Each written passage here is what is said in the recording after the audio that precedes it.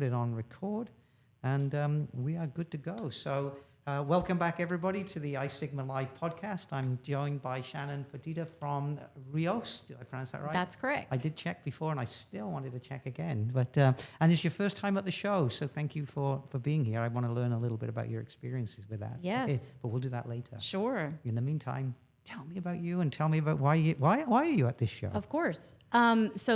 This is a new one for RIOS. So RIOS is the Recycling Industry Operating Standard. It is a certified, it's a nationally accredited management system certification. It is designed for recyclers, and it is an agnostic management system certification no matter what commodity you recycle. So it is a solution for paper recycling, it is a solution for electronics recycling, and for people who handle both. So this seemed like a really suitable place for RIOS to be and to educate the attendees. So how long has RIOS been around? So RIOS was started back in 2005, so just over 20 years. If you're familiar with ISRI, which is now known as REMA, so it is the Recycled Materials Association. So about 20 years ago, various members of ISRI got together and formed a board because they realized that there was really something missing. There really needed to be some sort of a management system, some sort of a special certification for recyclers that was really unique to their activities and their operations. So that's how RIOS was born. It was kind of created out of a need, out of a lack of something. So they wrote the first version of the RIOS standard. It was released to the public in 2006. And, the first recycling facility became certified in 2008. And really just from there, it has grown in popularity. The new version of RIOS is RIOS 2016, which is the one we're on now. And we're actually going through our 10-year update. So we're going to have RIOS 2026 soon.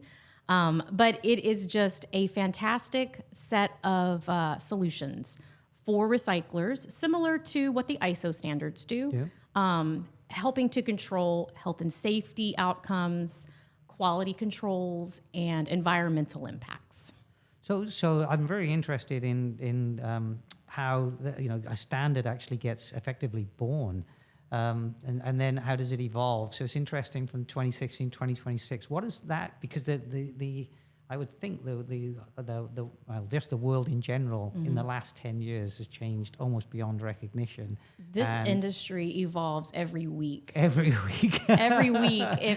If you follow the headlines, you follow policy, governance. Yeah, you really are dealing with market shifts, export controls, global differences. I mean, you're dealing with a lot of moving pieces. Yeah. So, with such a rapidly evolving industry, one of the things that we really have to focus on are the things that are in our control, right? Yes. So there are things we don't control, the way that tariffs are dictated, and the way that the global markets perform, whether they're up or down. You can't control the weather.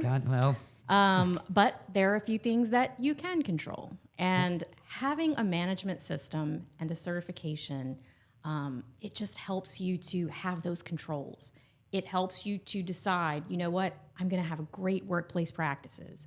I'm going to have great environmental impacts. I'm going to be the very best steward for my community. I'm going to be the best business for my customers.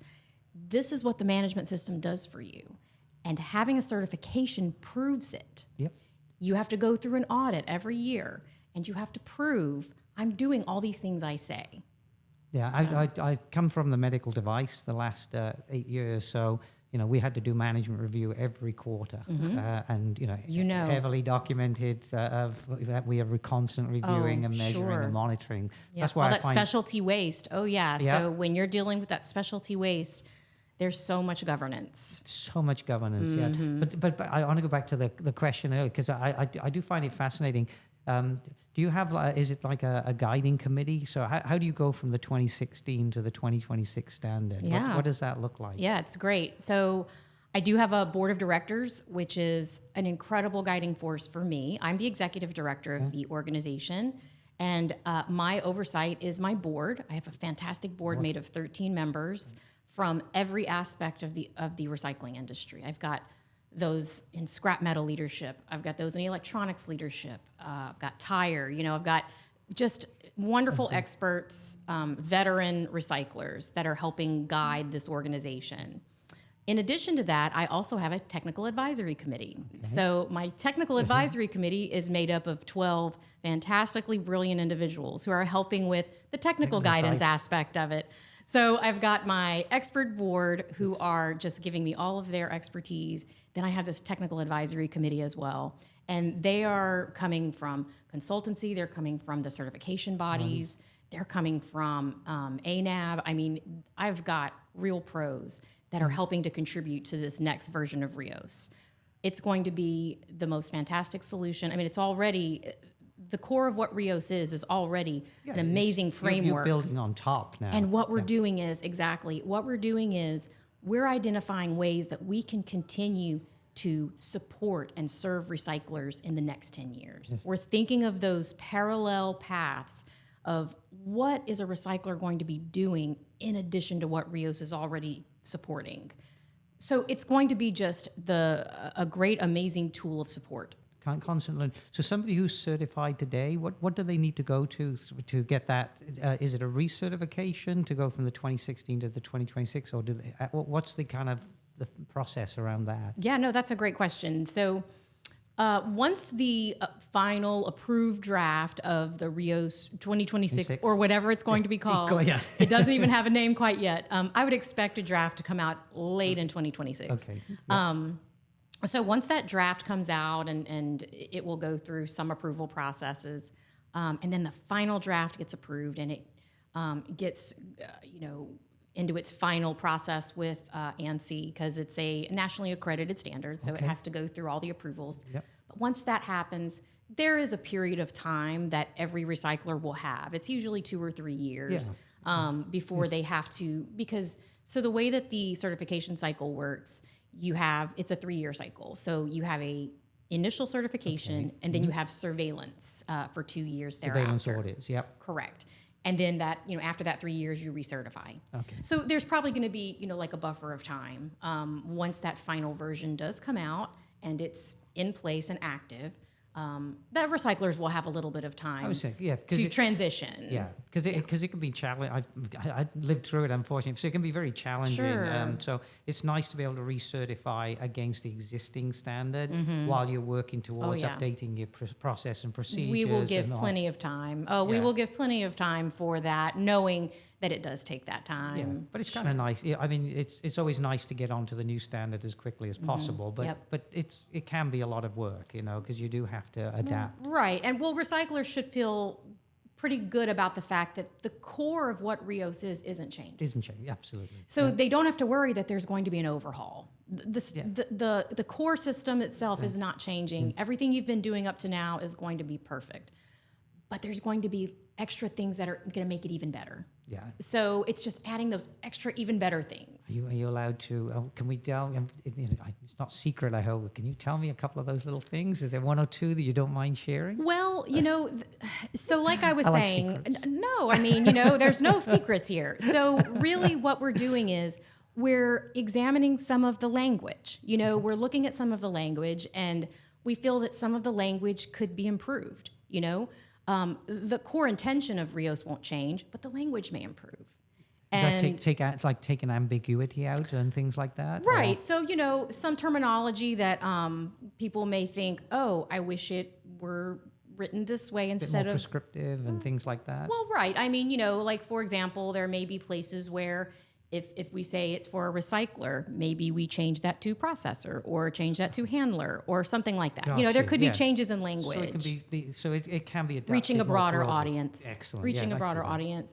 And then there's all these other opportunities that we're really excited about because, like I was saying earlier, there's a lot of evolutions in the industry right now. So if RIOS can come alongside some of those other paths that recyclers are doing, so I'm talking about e-waste certifications, data destruction certifications, mobile certifications. So there's people that are just in the mobile space, like cell phone, tablet refurbishment, that are pursuing specific certifications. Yep. If there are people who are in the states that are that have the upcoming responsible end markets guidelines, like Oregon and Colorado. If you're a recycler who is impacted by those new protocols in your state, RIOS could help with a little bit of guidance for any of these other paths that you're on. Yeah. So we want RIOS to be a solution, a holistic solution. It's a good framework, but we've got these other things that can help you even more. So is it a single, just so I'm clear, it's a single certification? One certification. So that's right. I like that. So in your analogy there, maybe it could be kind of like the trunk of the tree. This is the main part that if you get RIOS, but then there's these tangential certifications that That's right. can just bounce on top. RIOS can be your backbone. Yeah, that's right. Shouldn't that's affect correct. it. That's exactly right. So if you think about just the core of your business, just if you're opening a business for the first time and you're like, I just want to have just a good solid foundation for how I want my organization to operate.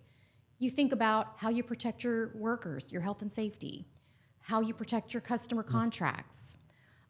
That's what RIOS does. It provides tools to help you manage all those things. And how does as you've mentioned, work with ANSI how does that then? Do you have those pathways kind of clear into certain other standards to say, hey, you can build back to the trunk of the tree and the branches analogy. Right. If you're here, this other ANSI standard Sure. or ISO standard would be very, very complementary. Right. Do you have that mapped out? So what RIOS does is it actually is an approved benchmark for, let's say you're pursuing one of the electronic certifications, like R2 or eStewards. Okay. RIOS is an approved framework system. Rather than ISOs, you can do 3 ISOs, ISO 9001, 14001, and 45001, or you can do 1 RIOS. That seems very beneficial to somebody who's got a business to run. Big cost savings. Huge Big. amount. You want to talk about the annual audit? Your audit cost is going to be so much lower. Yeah. Absolutely. Someone who was audited every quarter. Then you understand. You know how those audit costs can add up. Sometimes a week or 2 weeks. Every quarter I'm being audited. And especially when you're a really small operator, when you're a really small guy, you've got 5 or 6, 7 employees, and you're looking at shelling out $8,000, $10,000 for audits.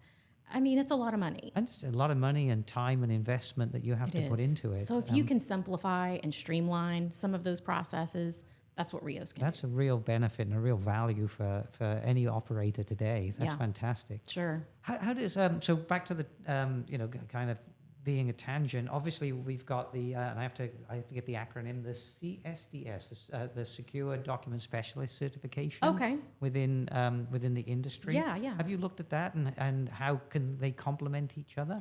I have not, but I'm excited to learn about it. I see that there's some opportunities here with the iSigma team, so I'm excited to explore that. Yeah. I think that there's some natural kinship between the tools that RIOS offers and those type of tools.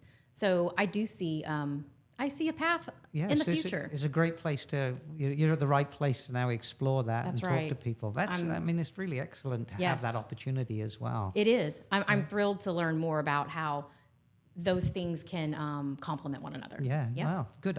It'll be fun to look back in a year and see the progress exactly. on that one. I think it's exciting. No, it's exciting growth. Yeah. It really is. Yeah.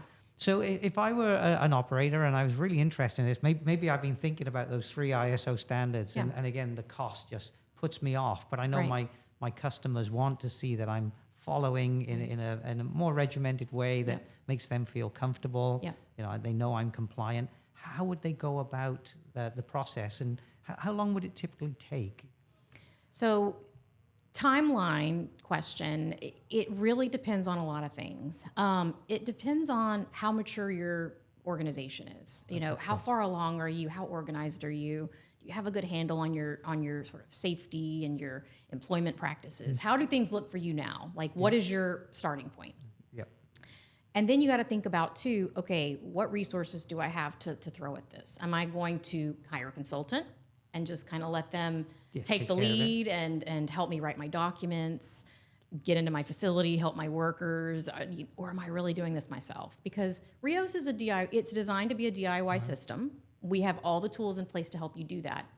But that will take a significant amount of time devoted to it. So you really have to decide, am I going to hire a consultant to save the time, or am I going to do it myself and save the money? Yeah.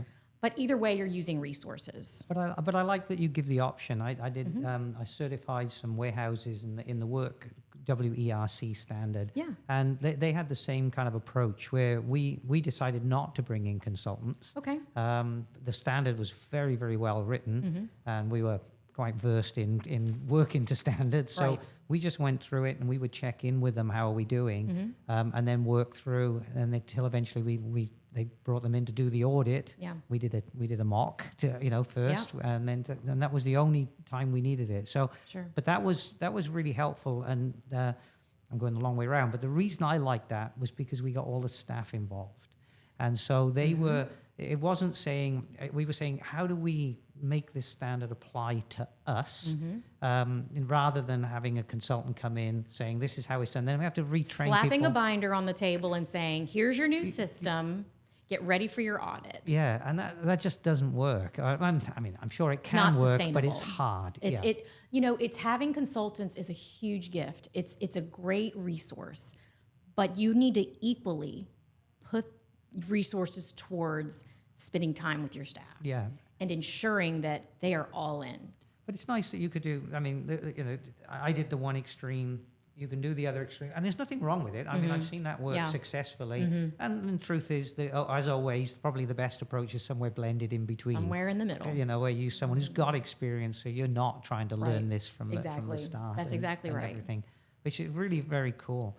Yeah. So we got the timeline. It's kind of up to the individual. Then they could take a year. They could take 2 years. It could take 6 months. It could take 9 months. It could take a year. Take 2 years. I mean, really, it's about where your starting point is, what resources you're devoting to it, and not only that, but what's your scope look like? Like what are you planning to do with this certification? Are you going to simply refurbish cell phones and that's it? Or are you going to be a full life cycle recycler here? Are you doing it all? Are you taking it to end of life? So it really depends on so many factors. But for most people, it's about a year, usually about 9 months to a year. That's a good guidance is for people. about the average. But it is a commitment. I mean, any of these certifications, they are a commitment. But I think that's where, without that commitment, there would be no value. Right. I mean, by putting the commitment in, you're showing your customers that this is something that's serious, that we're putting a lot of effort into. Yes, absolutely. Makes a big difference. Doesn't Absolutely. And the payoff is just priceless. Yeah. So taking the other side of it, I mean, people who don't have certifications like this, what's the risks that they're really taking? Oh man. Oh wow. So you have to think about what you could possibly be missing, right? Yeah. So if you're just a guy who is by accident starting to receive some electronics from your paper guys, from your paper customers, you're starting to, those electronics are trickling in, and you want to keep your customers, you want to keep them happy, you want to figure out a way to service them, right? But you need a good way to do that. Yes. You can't just kind of figure out a guy who takes this stuff and just give it to anyone. You need to be sure that you're handling electronics responsibly. People's whole lives, if you're getting contracts from businesses, from hospitals, from restaurants, from, whoever you're getting your recyclables from, you need to make sure that you're taking good care of their data. And that includes their computers, their laptops, their iPads.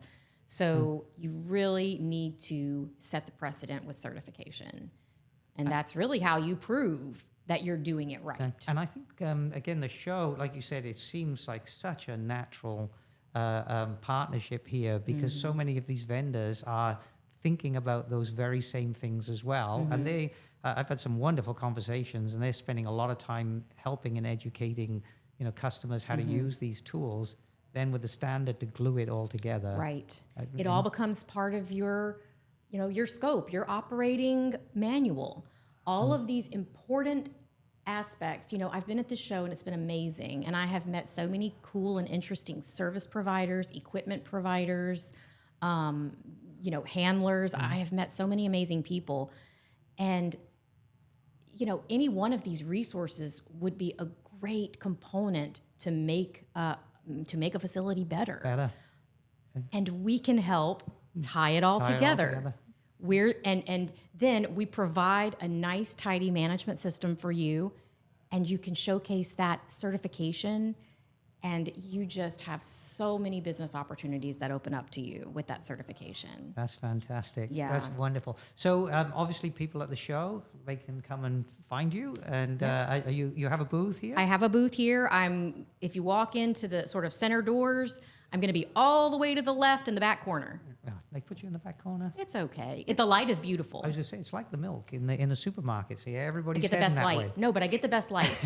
I get the best light. I get the big plate glass windows. So Oh, beautiful. no, beautiful. it is. It's wonderful. I love it. And for the people who are not at the show and want to get hold of you, what's the best way to discover you? Reach out anytime. Visit our website, rioscertification.org. And that's RIOS. RIOS certification.org. You just find me right there. You can send me a message on the website. You can click the tab that says Learn About Certification. You can apply right there on the website. I'm happy to answer any questions you have. Those contact forms come straight to me. Fantastic. So I am happy. Nobody in the middle. No middleman. Nope, I'm it. So I am Fantastic. thrilled. I'm thrilled to be here to answer any questions. I'm thrilled to help you after the show. If you just don't know if it's the right thing for you, let's talk it out. Talk it out. Let's talk it Absolutely. out. And maybe I am, maybe I'm not, but there's only one way to find out. Yep, pick up that phone. That's right. Absolutely. That's right. Shannon, it's been an absolute pleasure. And I'm looking forward actually to hearing over the next year or two, how this grows with this industry, because it seems like, and it's such a natural fit. Yes. Well, we've got over 300 certified recyclers across North America. And I think that exploring this audience could really make us grow even more and have an even greater positive impact on the industry. And new input as well, which is fantastic. Absolutely. All right, Yes. Brilliant. Thank you so much for taking the Thank time out of you. I hope the you. show works out really well for you. And as Thank I say, you I so look forward to checking in a year's time. Me too. Thank you for the time. Our pleasure.